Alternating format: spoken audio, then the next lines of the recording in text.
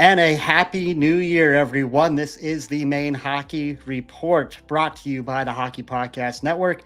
I'm your host, Benjamin Kennedy. I'm absolutely delighted today to welcome back to the show owner of the Maine Mariners, Mr. Dexter Paine. Dexter, welcome back, sir. Happy New Year. Ben, thank you for having me. Let me start by saying Happy New Year to you. Happy New Year to all of your fans and subscribers. And Happy New Year to all the Maine Mariners fans as well. It's great to be here.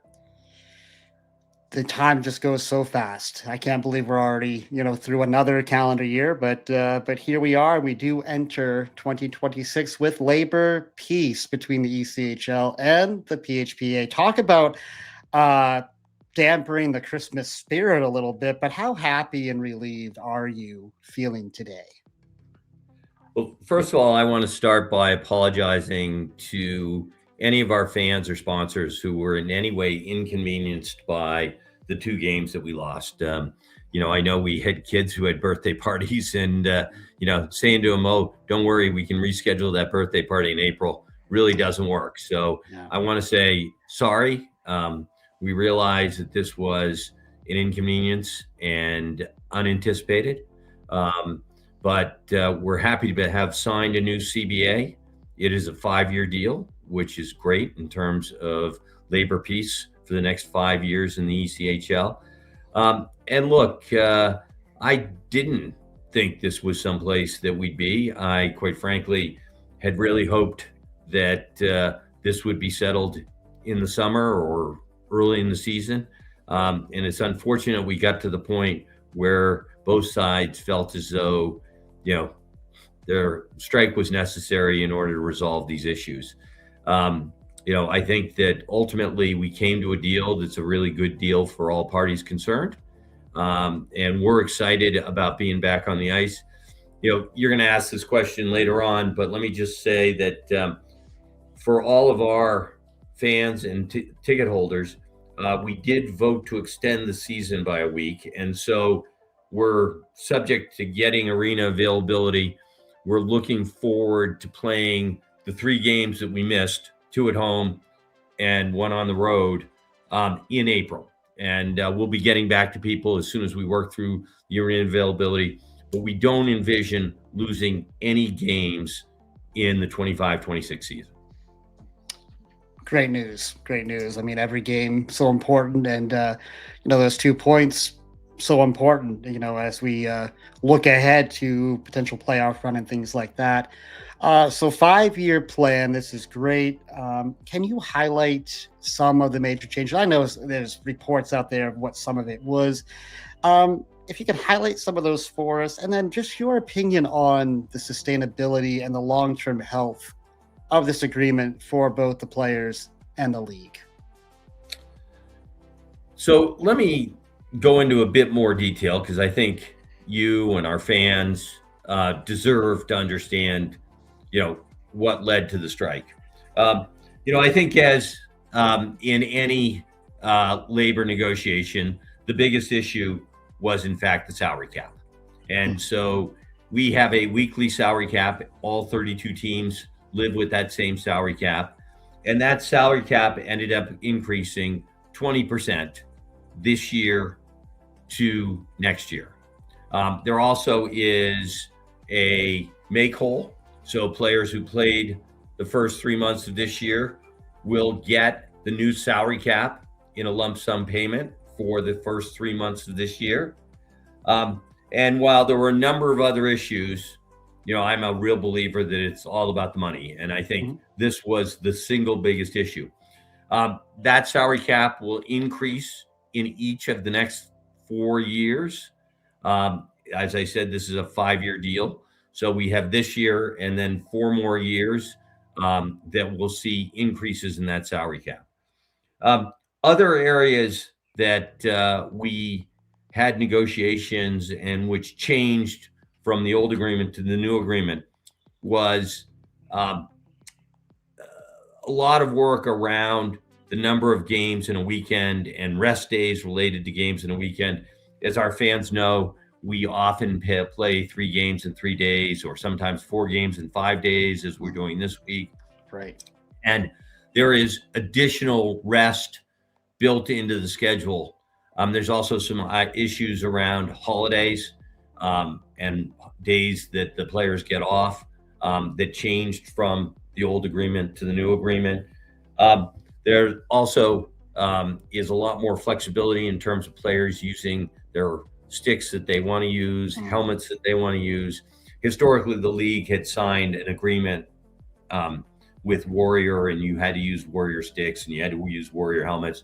There's a lot more flexibility in the new agreement around players being able to use equipment other than what is directly provided by the team. And I think that's something that was a real area of focus by the players. Those were really the major areas that changed between the old agreement and the new agreement. And as you said and I said, it's just really nice to have this done and to move forward. Yeah, it sure is. And yeah, to the point of those games around the holiday, it is too bad. Such a festive time of year and people looking forward to going to the arena for those games. But nice to know that we're adding a week to the end of the season. At least we'll get those games in. And, something I brought up, Dexter, a couple weeks back when this was all kind of coming to a head is, those 3-day weekends and just the condensed nature of the ECHL. We understand. Travel constraints, the budgets just aren't there like they are in the NHL. We also understand you guys need to capitalize on those games, those gates that, weekends are always going to be a better gate. But I've always contested, and I've had this chat with Mike Keeley a couple of times, is, the NHL is very light on Mondays and Wednesdays. Now, listen, I know that the ECHL doesn't draw like the NHL, but could you anticipate the ECHL maybe looking at that a little bit? And I'm not saying take 20 games and put them on Wednesdays or Mondays, but maybe take 3 or 4 extra those Saturday, Sunday games. Maybe try a Monday, try a Wednesday. Yeah, look, Ben, I think it's a really good point, and we need to be more creative than we've been. Historically, our weekday games have about 50% less attendance than our weekend games. So there are just some really simple economics because along with the number of tickets that you sell more food, you sell more beer, you sell more merchandise. So it all adds up. And historically, those weekday games have just been really hard to fill. I do think that there are some things that we can do to look at trying to make the schedule better. Look, this was not something that came up, but I think just looking at the 72 games, do we really need to be playing 72 games, or should it be 68? Are there more games that we can play earlier in the week? I think there are some of the Southern teams that actually do play Monday games and get pretty good attendance on Mondays, which is really interesting. Those are all things that we need to try as we look forward. Having said that, for us right now, weekend games are just far more popular and far more profitable, quite frankly, for the team than weekday games. Yeah, I'm not surprised by that at all. I'm not surprised by that. But yeah, I'll be curious to see with this agreement now done, if the league, and maybe, as you said, maybe they look at the schedule and some of those Southern teams try more of those early in the week games, and maybe it's different, in the Northeast or out in the Midwest. I'll be curious to see the nuance as, they get those schedules done over the next couple of years. Just take us back a couple weeks ago, Dexter. We know, when the season started, the CBA was not done. And I remember asking you and asking others around like, hey, this is kind of weird. This seems like should have been done already. But what can you just talk about in terms of just the ramp up to the strike as, the players kind of threw that date, December 26th, at you and at the ownership group, at the league. I know you mentioned you were a little bit surprised to get here. How surprised were you, though, 2 weeks ago was like, oh, this is actually going to happen? Look, the league has done a good job keeping us up to speed. There was a 4-person plus the commissioner negotiating committee, and that negotiating committee hired their own attorneys, and had been engaged with the PHPA through the process. So, I would be lying to you to say that, I was unaware that the risk existed. I guess I looked at the issues and I thought the cost of going on strike is far greater than the cost of increasing the salary cap or providing sticks and helmets. Now, look, you've got 32 different owners and everyone is in a different situation. Sure. And so trying to get just resolution with those 32 different owners, I think, is challenging. Sure. What I might prioritize, which was taking great care of our players and getting our players back on the ice, may not be exactly the same thing that other people prioritize. The salary cap may have a more significant hit on certain teams than it does on others. I think the other item you had is there is a new head of the PHPA, a guy named Brian Ramsey. Brian had been the head of the CFL Players Union before that. This was his first negotiation. And so I think just getting him up to speed and understanding the dynamics of our league and the AHL, because actually both those contracts were being negotiated at the same time. Right. Made it more complicated and more difficult than the last negotiation, which was with an executive director who had been there for a long time. And so I think, our commissioner, Ryan Creelan, who's very good, had never been through the negotiation. Brian Ramsey had never been through this negotiation. And I think that just created more challenges than I might have appreciated in terms of both people corralling each one of their constituent groups and getting people to agree on a resolution. Look, at the end of the day, we lost 3 games, or the league essentially lost 3 games per team. We're not going to lose them because we're going to extend the season. As people keep saying to me, while it was unfortunate, in hindsight, it was a relatively small blip. Sure. And we got through it, and we ended up with a 5-year deal. So I think my view right now is look back, try to figure out what we can learn from this. And I've been really trying to get our owners to focus on that. And second, let's get back on the ice and win some hockey games for the Mariners. No, sounds good. Sounds good.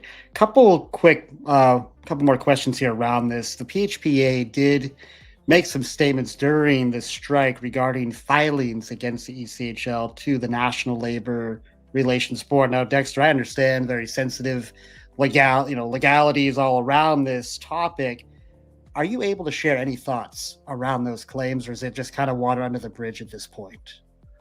First of all, let me just say that as part of the signing of the CBA, all those claims were dropped on both sides. Quite frankly, the allegations went both ways. I think the players did a better job from a PR perspective, but as someone said to me, that is historically, what you see in these Sure. negotiations. I think that unfair labor practices tend to be a negotiating ploy by both sides through the process.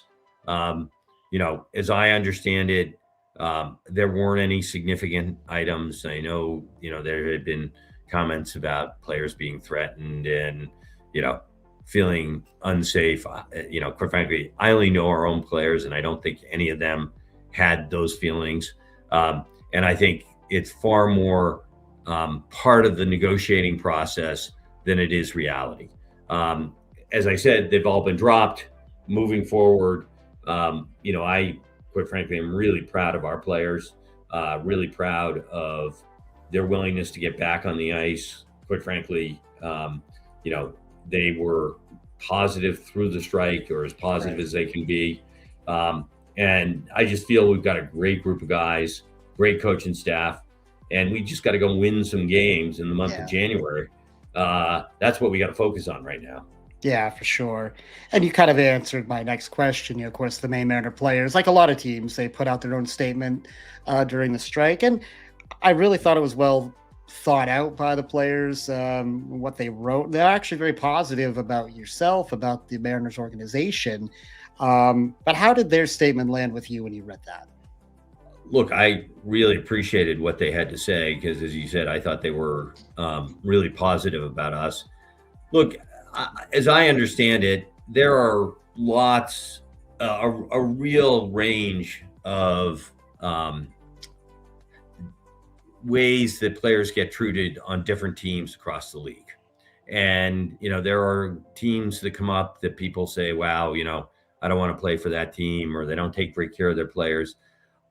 I think in Portland, what we're trying to establish is we want to be the best place for a ECHL or AHL player to come play hockey. We want great housing, we want great coaching, we want great facilities, and we want to take great care of our players. No one is coming to watch Dexter Paine skate around the rink. They're coming to watch our hockey players Right. play hockey. And our job is to make them as good a hockey player as they can be. And, sometimes the consequences of that are they end up in Providence, or, in the case of Element, you end up in Milwaukee. Great for them. That we're in the development business. And I'd much rather, as frustrating as it is sometimes when you lose a Cavalier in the middle of December, I also have to say he earned it. It was also great to have him back. So, Yeah. our relationship with Boston right now is terrific. And we look forward to, continuing to try to grow that. But at the end of the day, I'm focused on how do we make Portland the destination for someone who wants to play ECHL hockey. And I think our players believe that we're making real strides in making Portland the best place to be an ECHL hockey player. And now a word from DraftKings, the jaw-dropping moments that make hockey hockey. Experience them all with DraftKings Sportsbook, an official sports betting partner of the NHL. Download the DraftKings Sportsbook app and use code THPN. That's code THPN to turn $5 into $200 in bonus bets if your bet wins. In partnership with DraftKings, the crown is yours. Gambling problem? Call 1-800-GAMBLER. In New York, call 877-8-HOPE-NY or text HOPE-NY 467-369. In Connecticut, help is available for problem gambling. Call 888-789-7777 or visit ccpg.org. Please play responsibly. On behalf of Boot Hill Casino and Resort, Kansas, pass-through of per wager tax may apply in Illinois. 21 plus age and eligibility varies by jurisdiction, void in Ontario. Restrictions apply. Bet must win to receive bonus bets which expire in 7 days. Minimum odds required. For additional terms and responsible gaming resources, see dkng.co/audio. Limited time offer. Copyright NHL 2025. All rights reserved. Yeah, let's get back on the ice. We had a game obviously last night, losing that one in overtime. Yeah, we do get the loser point there. That late goal by it was a Perot, I think, that put that in the final minute of the game. But the Mariners right now, Dexter sitting at 11-8-5, 27 points, now sixth in the division. Despite this recent slide, what are your thoughts on the team's performance in this, let's call it, first half of the year? Look, we played some really good hockey early in the year. We then lost a number of players to injury. We've really gotten stung by the injury bug. But that happens to everyone. It's the nature of professional sports or any sports. Look, we also lost some folks to Providence, and that really happened because the Boston Bruins had a lot of injuries early in the year. They called up a lot of people from Providence. Providence needed our guys. Great opportunity, for those players to play in Providence. But, for us, getting those players back, and we got Perot back, we got Kavlin back, we got Loki back. Um, getting people playing again together, getting some of our guys healthy. I think we've got a great team that, quite frankly, was first or second in the league for first month and a half of the season. I don't see when we get any reason that when we get healthy, we shouldn't be playing at that same level. We've got a great coaching staff with Rick and Zach. I think we've got a really motivated, talented group of folks when they're healthy. And I look forward to getting people back and playing the same kind of hockey we played in the first month and a half of the season. Yeah, and as you said, Kavlin back, Johansson back, Perot back. We'll see about Sean Element. He does not have a point yet with Milwaukee, so I know he's got a lot of AHL experience, but he'd be another great one to get back in. And you referenced the injuries, obviously. Cheveldayoff and DeVoe, the two that really come to mind. Massacott, and I had to look back on the box score if he played last night or not. I can't remember. He did not play last night, so he's been out for a bit. So yeah, getting some of these guys back, from the injury bug will be huge. And yeah, I mean, that was kind of my next question, just the excitement for this second half and we know some of these guys might still move up, right? I mean, Perot could be back up in Providence. Kavlin could go back at some point, but I kind of share that same excitement that you have that, once you get some of these guys back, you kind of load back in a little bit. Something that me and Keels have talked about is, I think Kowalski's done a good job of adding pieces to the room and, getting them into the culture and into the system.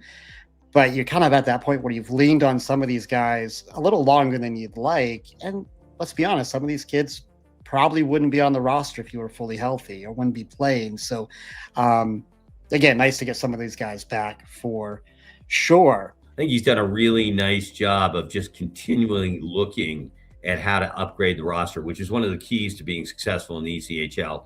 We're now going into a time where you may begin to see some Canadian college players be available. A little bit later on, we may see some of the U.S. college players be available. Look, Europe works both ways as we get into January, February. So that's always challenging.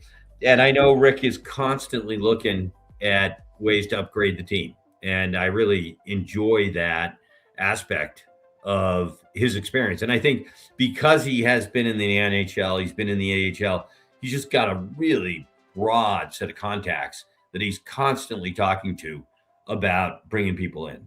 And look, I think, we're going to have to do that. We've still got 4 more months. We'll lose some more guys to injury. We'll lose some guys to Providence. I hope one of the nice things about a 20% increase in the salary cap is hopefully Europe's not nearly as exciting or interesting to these guys as it was when the salary cap was lower. Yeah, that was another question I was going to, bring up to you, because we know we have had that exodus of losing players. I mean, our Mariners lost three or four guys last year to Europe. So I was curious what you thought of that 20% increase, and that you just kind of just answered it. And the college bit, I mean, Robert Cronin, what a good fit he's been. He was one of those guys a year ago from UNH that came over. So it'd be great to get a couple more guys like him. Yeah, look, the other piece, and I really appreciate our players, but Brooklyn, Max, McCallum, we really need those guys to start to put the puck in the net. And they're incredibly talented players who, it's been a while. And they were early in the season. I don't know if you remember, Kalmakoff won ECHL Player of the Week. Sure. And, I said to someone, it's like the Sports Illustrated cover, right? Immediately you get struck. Those guys are incredibly talented. They will start putting the puck in the net, and that's going to help us. And look, that's been our biggest problem the last 30 days is we haven't been able to score goals. Yeah, the power play in particular really struggle. I know we had right before Christmas, we did lose that one game where we did have finally 2 power play goals. Me and Mike were on that call, and we have been 1 for 31 before that. I think what was it? One of the games right before the strike, we're 0 for 5 on the power. So we've had some struggle there. And when you look at the power play, you see good movement, you see good execution, you see good, kind of shot production, but maybe a little snake bit, maybe getting a little bit goalied at times. But clearly that power play was quite a weapon earlier on with the kind of talent you have. And I feel like, yeah, getting some of these guys back and hopefully a little more puck luck as we go into, the next kind of, 6 to 8 weeks here. Yeah, Adirondack kills me because we always seem to face Brodeur, and the guy plays like his dad when he Oh, plays yeah. against us. You know, we, Yeah. he should be in the Hall of Fame as well based on his performance against us. It just seems like he Yeah. really comes up big. I mean, our third quarter last night, we had 21 shots on goal, Yeah. and we did score with 15 seconds left, but boy. We were playing good hockey and really pressing, and they had a goalie who was really hot. Yeah, just kind of standing on his head. And Yeah. yeah, I mean, again, good to get that loser point, getting that goal late to at least get something out of that trip. Of course, we'll see what the weekend brings. Going back to Coach Kowalsky, of course, this is your first year working with him. You're really just a few months in working with him. We know the pedigree he brought with being an NHL guy, being a Hall of Famer here in the ECHL. But what has surprised you? Like, there was a lot of things you knew about Kowalski come in, but what was maybe one of the bigger surprises that you've seen from him so far? The thing that I've enjoyed the most about Rick, and this has really surprised me, is not that he's a great hockey guy, because he is a great hockey guy, not that he motivates his players because his players love playing for him and they play really hard. I actually find that he's just a really wise guy. There's just a lot of wisdom. He and I talk about lots of issues other than what's going on the ice. And I just really value his opinion and expertise in areas other than on the rink. And he's just very thoughtful. He actually, he and I spoke many times during the strike, and I just call him and ask for guidance around, do you think this is an important issue for the players? Where do we push? Where do we don't? Where do we need to give in? And he's got just a really great, experience in the sport, one that I don't have. So that's a really nice thing for me to be able to lean on. But second, I just find him to be really even-keeled, measured, thoughtful. He doesn't get upset. He knows, if we lose last night, we got a game coming up Friday, and we need to be ready to play on Friday. Right. And I really find that to be a healthy attitude, and someone, he's become more of a member of the senior management team, just in terms of, working with Adam and me, Sam Murray, to help us create a team that is more successful. And he's great. I also, the other thing that's been great is he loves working with you, loves being on the public relations piece. And I think he's really good at it, which has been a real added bonus of bringing Rick on board.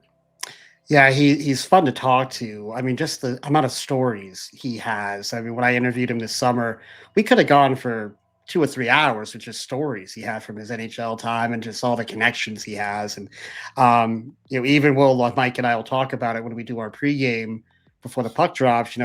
Mike always has his one-on-one with Coach, and Rick will take up over half of our pregame segments. So it's like, oh, this is easy. All right, we'll just let Rick talk.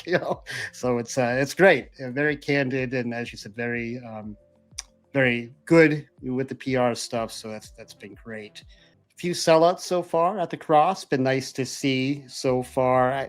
Fan engagement appears to be high this year, Dexter. I mean, it's always, I think, been pretty healthy with the Mariners, but it feels like there's been just a little bit more energy this year. How do you feel the fan experience, though, has been so far this season?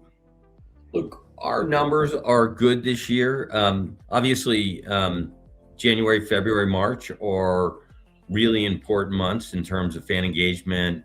And people coming to hockey games.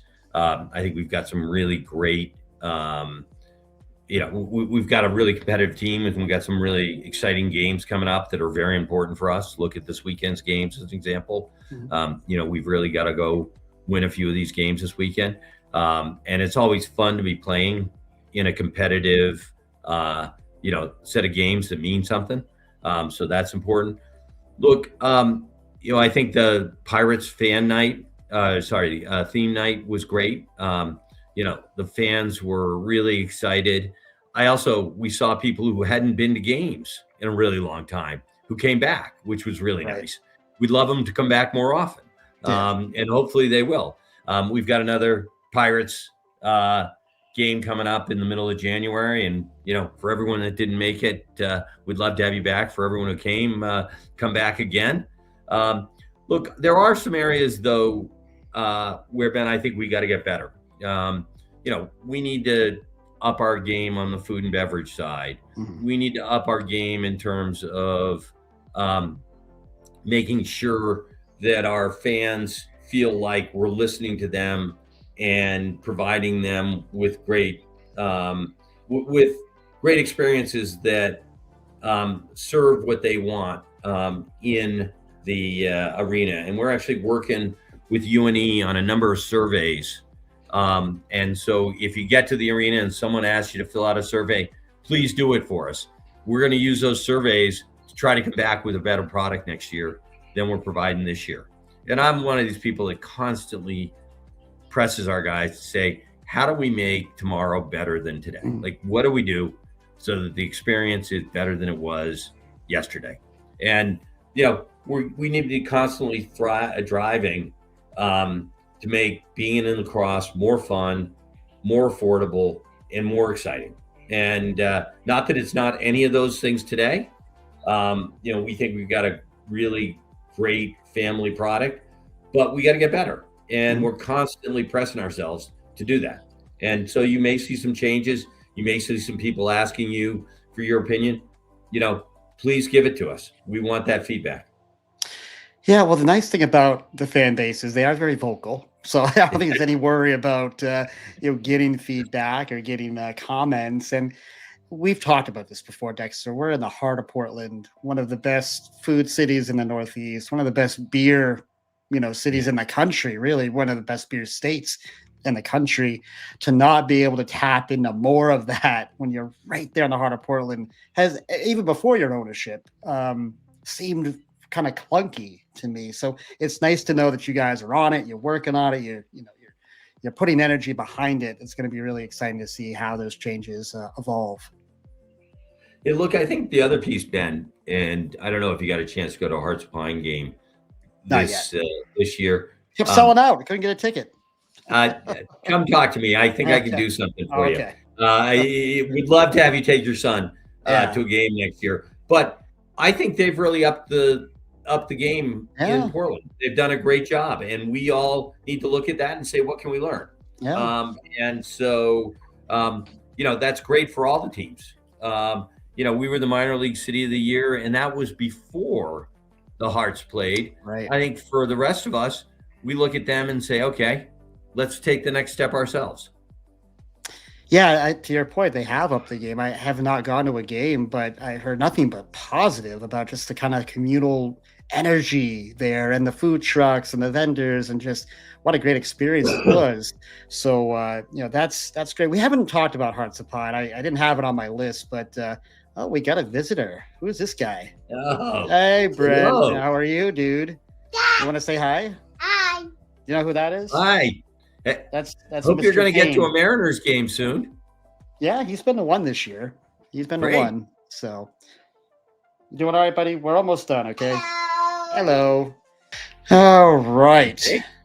He's getting big. Yeah, he'll be 6. Really big. He'll be From 6 what I in saw last January. year, Yeah. I haven't seen him this year. Last year, he was sort of a baby, or not a baby. Yeah, yes, yeah, still big pretty guy now. small. All right, we'll pick it up right here, Dexter. Of course, your foundation that you and your family have started. I know something that's really near and dear to your heart. What can you share about the foundation right now? Well, the first thing I can share was we actually got our 501c3 license on Tuesday. So we're officially in business. Great. We have a board meeting coming up, and we're going to be really excited. We're in the process of putting some people in place to help us run it. And we're hopeful that we'll have some public announcements and begin to be much more active in the community in the first quarter of this year. Because of the government slowdown, it took us a little bit longer to get our IRS 501c3 status than we thought it would, but it came, and we're really excited to kick it off. That's awesome. I can't wait to see just how it unfolds and how it's utilized in the community. I know it's, as I said, something that is very near and dear to your heart and your family's heart. So great to see. I know that paperwork sometimes with the government can be, even without a slowdown or a shutdown, can be challenging. So nice to see that little bit of business done for you. It was great to get that behind us. Yeah, I bet. Well, Dexter, I just want to say thank you so much. I know, holiday season can be tricky with travel and family stuff, and of course the strike and all the busyness you've had. I know you have this little thing called the Winter Olympics coming up too. I know, so I do appreciate the time today. I know the fans are really excited to hear from you. Any last thoughts though before we let you go for the day? No, the only last thought is that making the playoffs and being competitive in the Kelly Cup and ultimately winning a Kelly Cup remains my primary goal. And I continue to work really hard with the entire team at the Mariners, both our players and our staff, to make sure that we put a winning team on the ice. It's always challenging with injuries and call-ups, but our commitment is to put a winning team on the ice, and we're really focused on making sure that when you come in, you see the Maine Mariners win. And we're excited. I think we have a great coach. I actually think we've got a great team. We've just got to get them healthy. We've got a really strong and improving relationship with the Bruins, which is terrific. And we're excited about the second half of the year. That's great. Yeah, we've got 1 o'clock puck drop tomorrow from the Cross, 6 p.m. on Saturday, I think 3 p.m. on Sunday. So Exactly. Go get those tickets. Don't know what the tickets look like right now, but go get those tickets, guys, if you want to go and see some great local hockey. Well, everybody, coming up next here on the show, I am working on a couple of local guests. One voice you'll be very recognizable to you. Just got to get that locked down. And of course, we will have these Maine Mariner games to break down and review as we go. Thank you all so much for watching and listening. If you're new to the channel, thank you so much for checking us out. Those like and subscribe buttons really help me out and really mean a lot. And of course, thank you for all those who have been following the show from the start. I absolutely appreciate that. Until next time, everybody, be kind, show love, and God bless.